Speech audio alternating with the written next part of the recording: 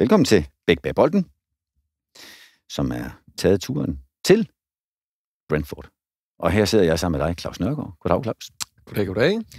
Du er så uendelig meget herunder en god bekendt af mig, så det kan nemt blive sådan en fætter-kusine-fest der, men nu prøver vi at se, om vi kan bare snakke primært om den massive erfaring, du har skabt dig som træner for næsten alt, der findes i fodbold. Ikke kvinder. Nej, det her er stadigvæk til gode. Det må vi jo se, om det bliver til en gang i fremtiden, men det er du ret i, ja. Men trods din, i hvert fald for min position, spæde alder, 44, lige fyldt 44 her før jul. Det er korrekt. Der har du jo nu allerede trænet Herning Fremad, ungdom, 15. Du har trænet en række talenthold i Vejle, altså forskellige ungdomshold. Du har trænet Skovbakkens anden divisionshold senior. Ja. Du har været assistenttræner i Vejle, og du har været assistenttræner i Brøndby. Blandt andet for Thomas Frank, som du nu også arbejder sammen med Brentford, det vender vi tilbage til. Du har været cheftræner i Superligaen for Sønderjyske, du har været assistent, og i øvrigt en periode også cheftræner for Esbjerg i Superligaen. Og nu sidder du her, første gang som udlandsk baseret træner. Det er faktisk den palette, jeg godt vil dykke lidt ind i, og prøve at høre, hvordan det job udvikler sig, for eksempel fra ungdom til senior, og for eksempel fra Danmark til udlandet. Så det tager vi hul på. Så har jeg jo faktisk også været lidt omkring udlandsholdene. Det glemte jeg fuldstændig. Og jeg er ret i, det kunne jeg have spurgt dig om, inden vi optog, fordi så er jeg ikke blevet mere med. Har ret i, du aldrig har tabt en landskamp som landstræner? Det er næsten korrekt. Jeg tabte faktisk min sidste landskamp, inden jeg kom herover til Japan med U18. Men indtil da, der var vi ubesejret. Så med U16, U18 og U20. Ja, det er korrekt. Men et nederlag, det var nok til, at du skulle skifte. Det var åbenbart nok, ja. Det er brutal verden, du lever i. Ja, det må man sige. Og det er jo ellers en af de pointer, jeg om lidt gerne vil komme frem til, nemlig det her med, at cheftrænerne er så meget mere udsatte oftest end assistenttræner. Det vender vi tilbage til, for jeg er så meget på min liste, og du ved, spillereglerne er. Hvis jeg kun spørger, så ligner det et interview, og det tror det egner jeg mig ikke til. Og så byde ind undervejs, Claus, med det, du har. Inden vi kommer rigtig godt i gang, så kunne jeg godt tænke mig at give plads til den glade partner, som er med os herover til Brentford, som jo også er involveret i Brentford, nemlig naturligt. Du sagde selv til mig, inden vi begyndte, at Brentford har jo sådan en grøn profil. Ja. En grøn profil, og det passer jo meget godt, når man spiser plantebaseret. Jeg skal ikke til at forholde dig til din kostplan og så videre, men jeg konstaterer bare, at der er mange ting i Brentford, som er sådan lidt anderledes. Disrupter det lidt i forhold til den gængse Premier League-klub, tænker jeg. En ting er scouting, en anden ting er at klare sig på et lille budget. Men så har man også sindssygt mange danskere, og du er en af dem. Ja. Hvis vi starter fra bagenden af her, med der, hvor du er lige nu, hvad er det for en virkelighed? Hvad er det for en hverdag, du lever i? Sportsligt primært. Intens hverdag. Spændende og intens. Ja, det er selvfølgelig rigtig fedt at prøve at opleve Premier League og fodbold på aller øverste hylde. Og så er det i nogle gode rammer, en god klub, en god trup og en god stab omkring. Så det er sjovt at være med til at prøve. Det var, hvad jeg havde lidt over et år forløbig. Ja. Og jeg tænker, jeg har jo hørt dig snakke engelsk i forskellige år. Vi har også en fortid, både i Esbjerg sammen og i Brøndby. Ja. Hvor al kommunikation jo var på engelsk, så det er jo home turf, hvis det hedder det herovre. Hjemmebane for dig også. Ja. Men ikke desto mindre. Fordi det, nu prøver jeg at afbryde mig selv her, det vi oplever, når vi er danske trænere i Danmark og taler engelsk til vores spillere, det er, alle sammen er på sproglig udebane. Altså, fordi det er sjældent, vi har en engelsk spiller, eller engelsktalende, naturligvis engelsktalende spiller i vores trup. I Danmark herover, der er det dog alligevel hovedparten, der taler engelsk. Hvordan har det været? Jamen, det har været okay, synes jeg. Vi har jo i både Brøndby og Esbjerg og Vejle har vi også snakket meget engelsk, fordi der var mange udenlandske spillere og trænere, for den sags skyld. Det, der egentlig sådan lige skulle afstemmes, det er mere de termer, man bruger, så man snakker det samme sprog fodboldmæssigt. Som man lige skulle vende sig til, men det synes jeg egentlig, der har været okay.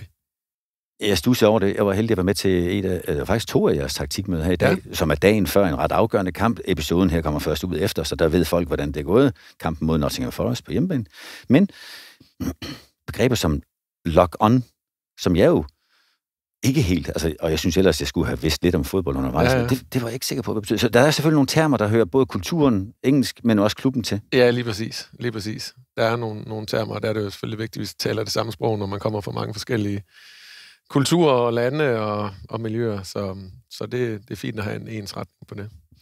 Og nu er I både 2 trænere, og I har også I er mange trænere med 2 danske trænere, og er det 5 danske spillere? 4 i hvert fald. Nej, det er der 5. Jeg har ikke engang styr på, vi tæller op. Men taler I nogle gange dansk til hinanden, eller er det altid, i hvert fald hvis andre er der, på engelsk? Altså, hvis andre er der, så forsøger vi at snakke engelsk i forhold til at være åbne, i forhold til, at man er en del af en gruppe. Men det er klart, når vi holder møder en til en, så snakker vi ofte dansk selvfølgelig. Og lige sådan, hvis vi er ude på banen, hvis jeg først begynder at snakke dansk til dem, så lige pludselig så involverer det en anden spiller også, og så er det ikke så smart, det på dansk. Så vi prøver at holde det på engelsk, når det er i gruppesammenhæng. Jeg kan huske, at vi kan tage den lidt lange indledning. Hasse Bakke, der både vandt mesterskab i Aalborg og i København med FC. Han havde en periode, som den svenske træner, han jo er, hvor han forsøgte at lære at snakke det, der var tilnærmelsesvis dansk, hvorefter han slog tilbage til bare rent svensk. Ståle tror jeg aldrig har forsøgt noget som helst dansk. Og da vi havde Alexander Zorniger i Brøndby, der sagde jeg til ham, prøv at overveje om ikke bare, at du skal snakke tysk. Fordi så er du en op sprogligt. Så må alle møde dig på din bane. Det gjorde han så ikke. Han var også god til engelsk. Kan du genkende noget af den overvejelse, jeg forsøger at plante nu, omkring at være eksperten, specialisten, ham der er en op i viden, men tabe noget af det forspring sprogligt? Ja, det kan jeg godt, og der er det selvfølgelig vigtigt, at man er velforberedt på det, man skal, og nogle gange skal det jo gå hurtigt, og man skal hurtigt komme med replikkerne, og der kan man godt mærke, at det er ens andet sprog, i forhold til detaljer, og i forhold til hurtigt at tænke og formulere sig. Men jeg tror alligevel ikke på, at jeg bare skal snakke dansk. Det tror jeg alligevel, der vil være værre, vil jeg sige. Altså, danskerne har inklusion som en vigtig del, og det det er jo det. Ja, okay, fair nok, men jeg kan også konstatere, at nu har jeg hørt dig stå og præsentere for eksempel nogle af de dødbolde, som er en væsentlig ting i jeres succesrate, og gør det på et enormt flot, flydende engelsk. Jo, men jeg er jo heller ikke englænder. Så det, Nej, det kan vi lade dem om at vurdere. Så nu har jeg fundet en forskel på at være assistenttræner her i Brentford, og så i alle de andre klubber, hvor du har været enten assistent eller chef, enten at være for ungdom eller senior. Hvis vi kaster os lidt over en af de andre forskelle, altså lad os tage den helt fra scratch egentlig. Forskellen på at være træner for ungdomsspillere, og så for seniorspillere. Kan du være med til at sætte nogle hjørneflag for, hvilken bane af forskel vi kan snakke om der? Altså, jeg synes, det der med at være for ungdomsspillere, de er tit sådan, de er helt uspolerede. Altså, der er ikke været en masse penge involveret, der er ikke en masse agenter involveret, og der er ikke en masse medier involveret.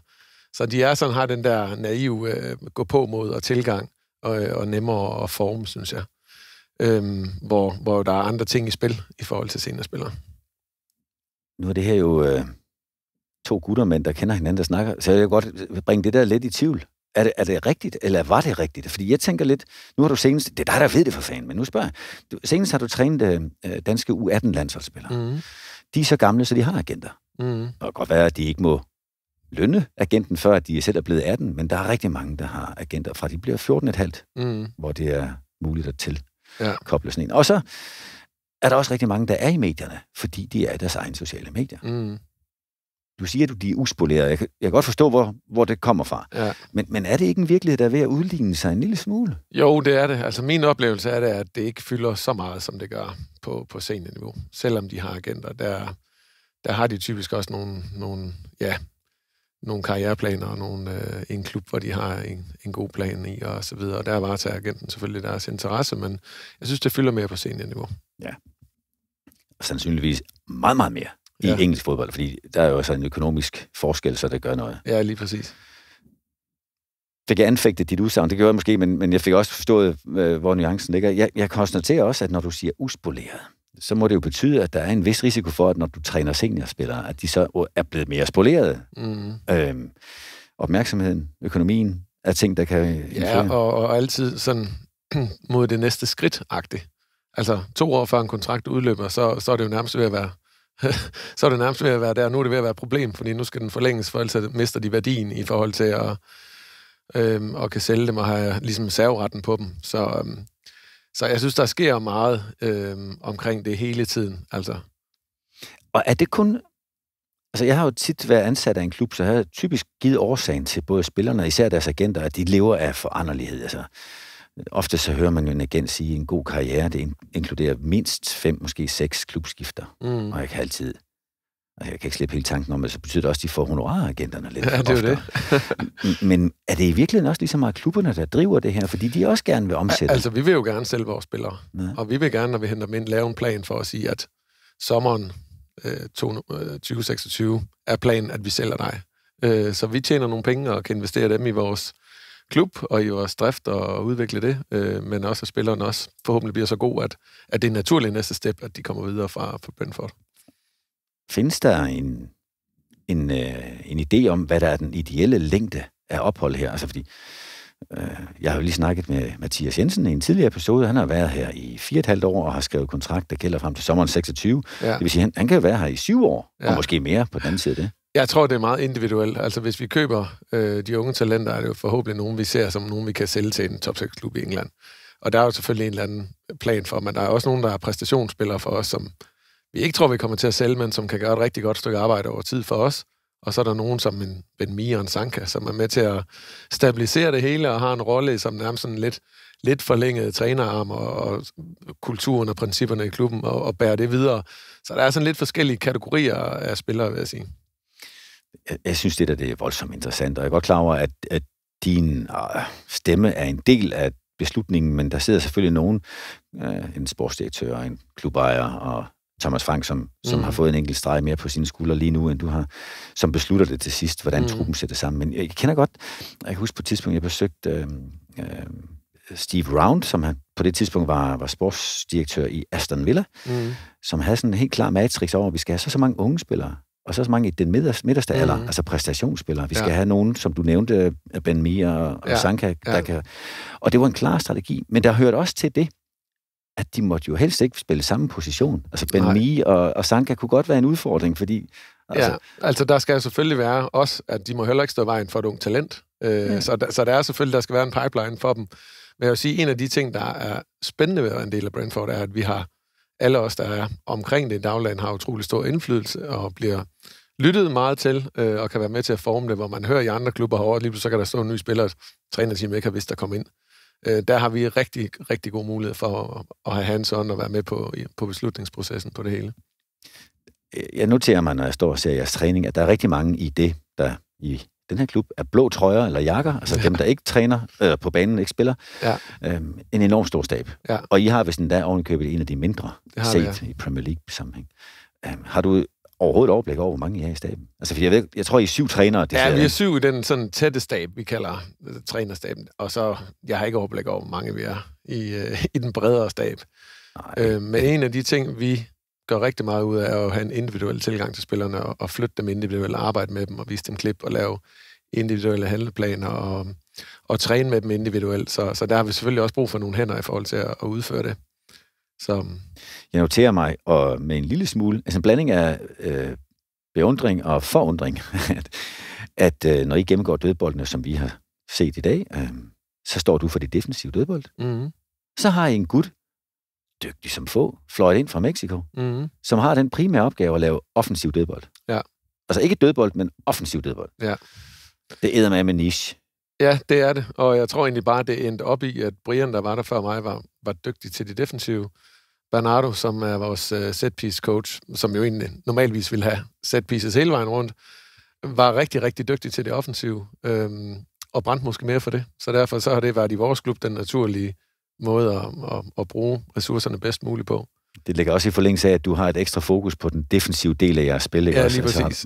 Og jeg vil sige, det er måske en af de ting, hvor Brentford er dygtig til at prøve at tænke lidt anderledes, og tænke lidt, adoptere lidt til de udfordringer, der er. Det er sjovt, fordi den der innovation, eller den der vilje til at disrupte, så tror jeg sagde i indledningen, altså ligesom kigge fra en ny vinkel på kendt materiale. Altså det er jo en af de kendetegn, man møder, når man kommer ind her.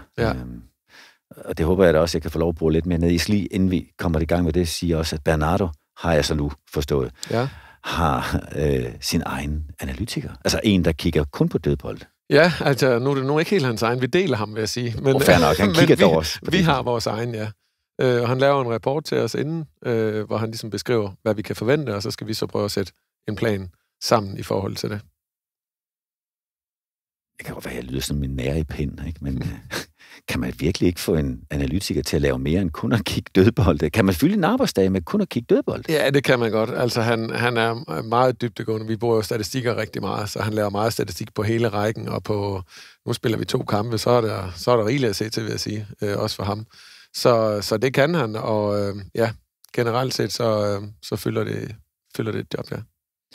I har så mange trænere. Færre end andre, det bevares, men I har så mange trænere. Så er der en risiko for, jeg tror, hvis Kent Nielsen i Silkeborg enten hørte det her, og det har jeg ingen mistanke om, at Kent han bruger sin tid på, men hvis han nu gjorde, så vil han formodentlig sætte og sige, jamen det er jo alt for mange, altså de skal kun have en, måske halvanden stemme i ørerne. Ja. 1, fordi så kommer det ikke i tvivl. 2, så er det også meget mere præcist ind i den spillestil. Jo flere, der skal sige noget om spillestil, eller om et eller andet, jo flere nuancer og mindre præcist bliver det.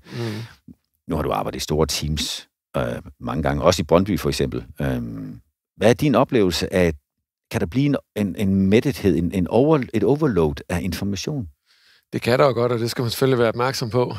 Vi er meget skarpe på, hvem der ligesom har fokus på hvad og på hvor og hvordan. Og når vi spiller, for eksempel spiller et possession-spil, så er vi helt skarpe på, at jeg kigger på den defensive del, på genpresset og på, hvordan vi laver presdelen. Og Justin, som er en af assistenterne, og Thomas har mere fokus på vores offensive positioner. Så vi prøver ikke at råbe på det samme alle sammen, men have hver vores fokuspunkt. Og så vil jeg sige i den sammenhæng også, der er også lidt kendt i os, fordi vi forsøger også at holde det så lavt som muligt, fordi det er, altså jo flere der er, jo bedre bliver det ikke nødvendigvis. Men vi synes, det vi har nu er det nødvendige antal, og der vil vi gerne prøve at nogenlunde holde det. Min svage, eller lange erfaring siger mig, at det er utrolig sjældent, man går ned i antal. Når først man har 7, så bliver det næste helt sikkert 8 eller 9. Ja. Meget sjældent 6. Så vi kommer sgu da tilbage her om et halvt års tid og ser, hvor mange der nu er. Det må vi se. Vi har været forbi forskellen på ungdom til senior. Du har trænet på mange niveauer af senior, altså Skovbakken i 2. division i Danmark. Der er et pænt stykke til Brentford og Premier League. Og du har også trænet topklubber i den nationale liga. Faktisk jo både Esbjerg i en periode, hvor det var så inden jeg var med sammen med dig, at der gik det lidt bedre. men især i Brøndby selvfølgelig, og har selv haft en fin periode i Sønderjysk. Hvis du sammenligner med forskellen på den danske liga, helst den bedste, og så det, du oplever nu. Altså, jeg tænker, at det er nok en udsendelse helt i sig selv. Men... Ja, jeg vil sige, hvis jeg skal sætte et ord på, så vil jeg sige intensitet. Altså, det er så intensivt og går så hurtigt, og er så meget større hele vejen rundt, at intensiteten er voldsom, synes jeg. Tempoet i spillet, tempoet i træningen og i kampen er rigtig, rigtig højt. Så det er sådan det mest præcise ord, jeg kan sætte på det, vil jeg sige. Og frekvensen af kampe, altså I spiller hele tiden? Ja, vi spiller mange kampe, det gør vi. Ja. Det gør vi. Er det belastende? Altså, jeg tænker, det er det for spillere, jo, men det har vi vant til at snakke om, men for trænere. Ja, det er det, fordi så er vi i Wolverhampton og spiller en pokalkamp i løbet af den her uge, og bumler der op i en bus og kommer hjem igen klokken 2 om natten, og skal møde igen næste dag klokken 8, og køre på igen, så selvfølgelig er det også belastende, men jeg vil sige, vi er ikke dem, der er hårdest ramt. Vi spiller ikke Europa, og jeg tror faktisk, klubben spillede flere kampe, da det var i Championship, end vi gør nu, også fordi der var noget corona ind over, der gjorde det lidt mere komprimeret. Så jeg synes, vores er okay, og det er tåligt. Det er også fedt at spille kampe. Mediepresset har i hvert fald, når man sidder i Danmark, ry for at være massivt større i England. Herovre? Ja, det synes jeg ikke, det er. Nej. Jeg synes, det er mere kontrolleret, og det er mere respektfuldt, hvis jeg kan sige det på den måde, i forhold til trænerne. Altså nogle gange, når jeg sidder og ser på min computer, hvordan der bliver kørt på med nogle af trænerne i studiet omkring Superligaen, så synes jeg, det nogle gange er grænsen til respektløst. Det synes jeg ikke, man oplever på samme måde herovre. Hvad med The Sun? Har de ikke en særlig status der så? Jo, det har de nok, og det er ikke noget... Jeg synes, når man er udlænding, så bliver man ikke på den måde konfronteret med det. Det er ikke alle ens kammerater og alle ens omgangskreds og naboer osv. Så har du set, de har skrevet det osv. Vi oplever det der omkring kampene, og ellers så oplever jeg ikke så meget mediebilledet, vil jeg sige, og holder mig væk så vidt muligt fra sociale medier. Så. Ikke for at tage noget som helst fra Vejle, den skønne by ved den skønne fjord. Ja, de har også fået lige rigeligt med omtale de sidste par uger, vil jeg sige. Ja, det har du også fået med, ja. Men den størrelse by betyder jo også, at, tænker jeg, nu påstår jeg, at du jo bliver genkendt og stillet til ansvar for, hvordan det er gået i weekenden. Du bor jo i London. Også når man er ude at handle med sin søn, eller i svømmehallen. Med sine børn. Ja, der forsvinder man lidt med i mængden i London. Der er cirka, 12 millioner, måske 15 millioner, der er pisselig glade med, hvordan det er gået dig og dit hold. Ja. Og det vil sige, der er også en anden fred uden for banen. Ja, det er der. Så det, jeg hører, det er jeg ikke i gang med at oversætte, du siger, bare lige for at kvittere med det, jeg synes, jeg får med, det er et langt større pres i intensitet, arbejdsmængde, byrde, men mindre pres uden for banen, uden for arbejde. Ja, det vil jeg sige. Fair. Vi snakkede tidligere om den der innovation, eller den der evne til at disrupte det er også. Altså, det kan jo gøres i mange skalaer, ikke? Men i hvert fald at kigge på kendt stof med nye briller. Det har Brentford haft ry for længe, også inden du kom ind i klubben. Har du oplevet det, og hvis du har, vil du give nogle eksempler på, hvor du ser, at man prøver at gøre det lidt anderledes? Jamen altså generelt set vil klubben jo gerne have en grøn profil. Anlægget, der er lavet her, er med tanke på, hvordan man kan gøre det bedst muligt i forhold til miljøet. Som du også nævnte, at der er nogle samarbejdspartnere, som også gør sig på de niveauer. Alle medarbejdere har fået tilbudt at lease en elektrisk bil, fordi de gerne vil værne om miljøet, og der bliver hele tiden taget stilling til, hvordan kommer vi rundt. Skal vi nødvendigvis flyve i forhold til, at det også brænder en del brændstof af, eller kan man få en lige så god løsning ved at kigge på tog eller bus eller andre ting. Så det er i hvert fald noget, der fylder meget for klubben, og som klubben er rigtig dygtig til. Jeg kan godt gå rundt og være en lille smule selvfed over, at jeg har med 8 børn og sådan noget, kan fortælle dem om, at vi prøver også at gøre det en lille smule mere grønt. Det kan da godt være, at jeg misser noget undervejs, men at spise lidt mere bevidst og køre lidt mere bevidst. Jeg vil gerne høre lidt til det at være, apropos mine 8 børn, at være ham, træneren med en familie. Fordi i Danmark, nu kan vi starte med Vejle, der var I lidt på hjemmebane.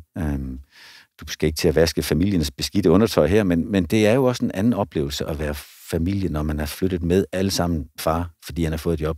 De kommer dog fra en anden kontekst og en mere etableret hverdag. Når nu der er mange danske trænere, der gerne vil til udlandet, og gudskelov for det er rigtig mange, der lykkes med det i de her år, så er der vel også noget, man skal være bevidst om lige i den sammenhæng. Er det noget, selvfølgelig er det det. Jeg synes, jeg skal starte med lige sådan at sige, for vores familie rykker man tættere sammen med at flytte til udlandet, synes jeg.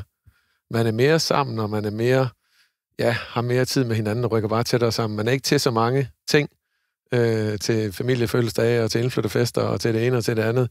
Der er man rigtig meget sammen som familie og får nogle rigtig fine oplevelser sammen. Og det er selvfølgelig rigtig fedt. Det har også en omkostning i forhold til en etableringsfase, vil jeg sige. Mine børn var jo ikke engelsktalende. Der er 2 og 6. Og skal direkte i engelsk skole, hvor man kommer fra en børnehave i Danmark. Det kræver lidt en tilvænning, men børn lærer hurtigt og har gjort det rigtig godt. Men det er klart, at det skal man være forberedt på, at det tager nogle måneder med indkøring. Og jeg tænker, at du har altid arbejdet meget hårdt. Jeg har i hvert fald været vidne til det. Og nu har du fortalt om, at det er endnu mere intenst i England.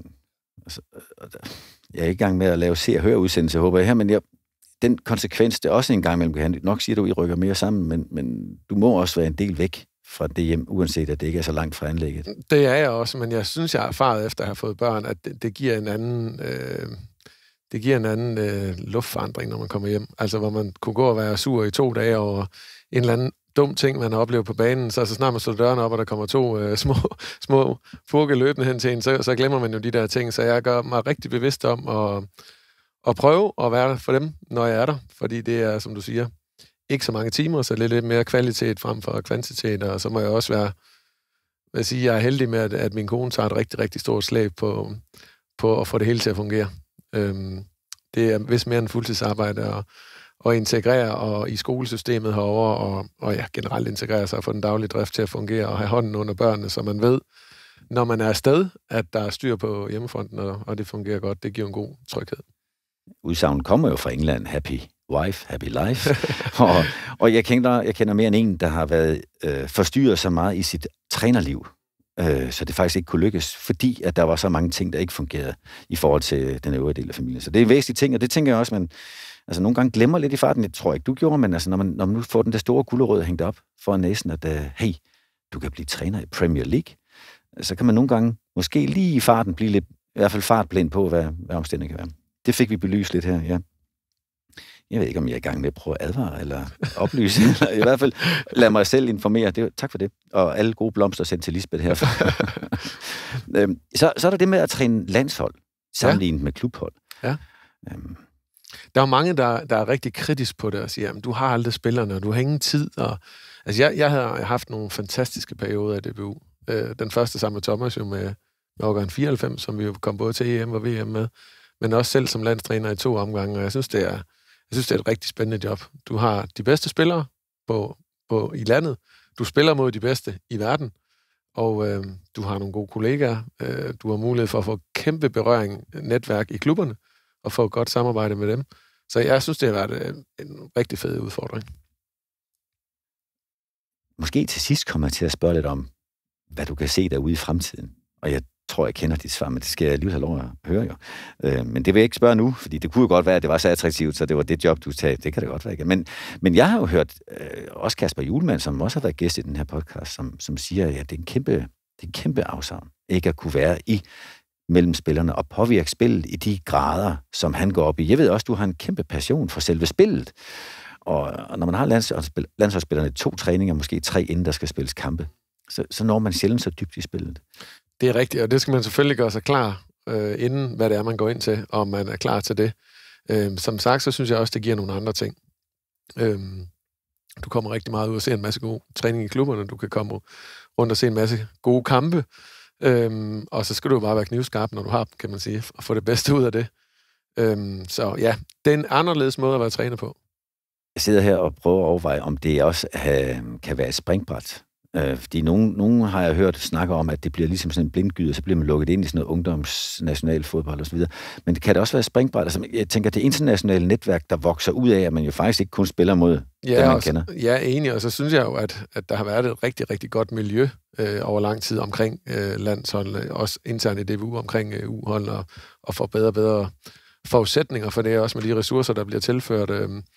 Og der synes jeg, at også man kan se, at dem, der har været inde omkring, der er kommet ud i nogle spændende jobs. Altså Niels kom til Brøndby, Jesper Sørensen kom til Brøndby. Thomas har jo også et afsæt i at være U-landstræner, og jeg har selv været der også, og også sendt på et fint niveau. Så jeg synes, der har vist, at det godt kan være et fint springbræt. Du kom til Sønderjyske som cheftræner i Superligaen. Så den der... Altså, man kan jo nemt blive sat i en kliché, eller en rolle, en bås. Nu har du været assistenttræner i en række klubber, og er det også nu. Så er du nok bare assistenttræner. Ikke bare, men som om det er det primære og eneste job. Men det har du bevist, du faktisk ikke er begrænset af. Kan du give mig en lidt indblik i, hvad forskellen er på at være assistent og cheftræner, for eksempel i den danske Superliga? Jamen altså, jeg synes jo, der er en stor forskel, når du er cheftræner, så er det jo et lederjob overordnet set, hvor du både skal håndtere medierne udad til, og nogle gange også, det vi der begge to erfaret sammen også, skal man lede lidt op af også, kan være nødvendigt. Så det er jo mere et job lidt længere væk fra banen, hvor man som assistent kan gå lidt mere i dybden og arbejde lidt tættere med spillerne i forhold til detaljegraden. Og så er det selvfølgelig også afhængigt af, hvad det er for et setup, man er en del af det, hvad for en klub, man er en del af. Nu har jeg været heldig at være nogle steder, hvor man har haft utrolig stor indflydelse og mulighed for at påvirke tingene, og det er selvfølgelig også vigtigt. Jeg kunne godt tænke mig at holde lidt fast i det her ledelsesbegreb. Du sagde også tidligere, at I her i Brentford har god indflydelse, stor indflydelse, og det gælder hele jeres stab. Det har I nok alle sammen, men du kender jo Thomas som få. En god kontakt, og derfor også en mulighed for at påvirke noget der. Og du har også nævnt, at det er generelt kulturen herover. Har du oplevet, du behøver ikke at referere til stederne, har du også oplevet steder, hvor man pludselig bliver sat så meget i specialistrollen som assistenttræner, at man ikke fik indflydelse på det store billede? Ja, det kan jeg godt. Ja. Det kan jeg godt. Og jeg vil sige, jobbet som assistenttræner, så skal du have et godt forhold til cheftræneren og være i en god klub, så kan det være et rigtig fedt job. Men det kan også være et kedeligt job, hvis det er andet tilfælde, vil jeg sige. Og udfordringen kan jeg så regne ud i den sammenhæng, det er, at man kan godt vælge at sige ja til et job, fordi man kan se sig selv arbejde sammen med den cheftræner. Det kan hurtigt ændre sig. Jamen, det har du da erfaring med, kan jeg konstatere. Ja. Jeg kan da helt aktuelt sige, eller ikke aktuelt, det er overhovedet ikke aktuelt, men nu sidder vi her, og du arbejder med Thomas igen, og du har før arbejdet sammen med ham, hvor han så pludselig af meget spektakulære årsager var nødt til at sige op i Brøndby. Der har du pludselig fået en ny kollega, du skal gøre tjeneste sammen med. Det er jo ikke altid, eller det er aldrig dit privilegie som assistent at vælge ham. Jeg har tidligere, og det her det bliver ikke et spørgsmål, det er bare for at flage min egen overbevisning om noget. Jeg har tidligere sagt til både kursister på pro-kurser, som jeg får lov til at arbejde med nu, og andre kollegaer, at når du skal være assistenttræner, skal du primært kigge efter, hvilken cheftræner kan du finde ud af at arbejde med. Når du skal være cheftræner, skal du primært kigge efter, hvilken enten sportschef eller ejer kan du holde ud at blive fyret af. Er det noget, du vil genkende? Så kom der et spørgsmål, Claus. Ja, det vil jeg sige. Det vil jeg sige, der er meget godt ramt. Det er meget spot on. Og så må jeg jo sige generelt, det er jo sindssygt svært at karriereplanlægge i fodbold. Så det der med, man kan gå ind i noget, men man ved ikke, hvor lang tid det varer. Og sådan er det jo lidt hele vejen rundt. Der er ikke rigtig nogen garantier, og der må man jo bare være lidt til stede i nuet. Skifteligheden er jo en af de helt store elementer i fodbold. Det er faktum, at du som cheftræner, blandt andet også i Sønderjyske, er den første, der ligesom bliver sat ud på vippen, når noget skal reguleres, og derfor nogle gange også skubbet ned ad vippen. Det gør jo, at man kan jo, som du, have så meget succes i det ene job, så man kvalificerer sig til et andet, hvorefter man har meget, meget kortere snor til fiasko. Altså, det ser man jo også til EM- og VM-slutrunder, at nogle af de hold, der har haft succes og kvalificerer sig, går derfra med, yay! Det er stensikkert, at cirka 30-40% af dem bliver fyret under slutrunden, eller efter slutrunden, ikke? Fordi man har kvalificeret sig op til et nyt lag af skuffelse. Sådan er det vel også som træner. Absolut. Du var i Sønderjyske. Ikke, at det skal være sådan en kræng vasketøj ud igen, men når man så pludselig står med chefansvar, det har du gjort for ungdomsspillere før, og Skovbakken, men det var nok ikke en stor stab. Kan du pege på nogle årsager til, at det kan gå godt, eller at det på et eller andet tidspunkt ikke længere går godt? Altså, når man står som chefen, er der nogle afgørende links, du ser, man skal have på plads? Ja, jeg vil sige, man skal være bevidst om, hvad det er for en kontekst, man er trådt ind i. Hvad det er for nogle mennesker, man skal arbejde sammen med, og det fundament, projekt, man er en del af. Er det realistisk? Og vil man de samme ting, og vil man i den samme retning, og kan man finde ud af det sammen omkring de samme værdier og så videre, så det synes jeg selvfølgelig, der er vigtigt at få afklaret.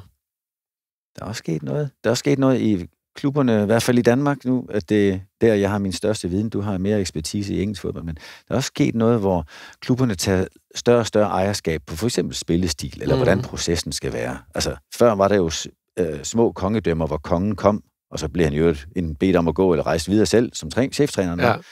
Nu læner man sig ind i en kontekst, som er mere beskrevet. Det synes jeg faktisk har mange styrker. Men jeg tænker... For klubben, ja. Ja, for klubben, ja. Men jeg kan høre, du er ved at tage hul på noget. Hvad med for træneren?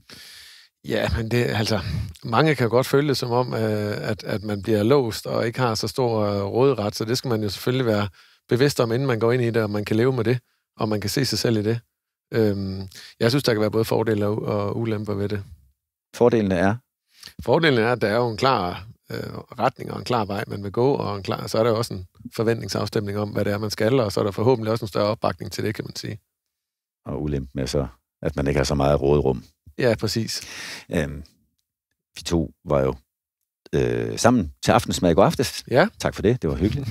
Og en af de ting, vi snakker om på et tidspunkt, jeg kan huske, og nu bliver det sådan en fejring af min egen overbevisning, men altså det her med, som jeg sagde til dig, tror jeg, at man skal huske en gang imellem, at vi trænere, vi er jo bare den vigtigste gæst til festen. Det er ikke vores fest. Vi er inviteret ind og skal lave noget undervejs, og så en tidspunkt, så skal vi ikke være der mere. Jeg tror, der er rigtig mange trænere, der stadigvæk går ind og tænker, nu er jeg chefen for det hele. Og den virkelighed, synes jeg ikke længere findes i alle klubber. Ikke på samme måde, nej.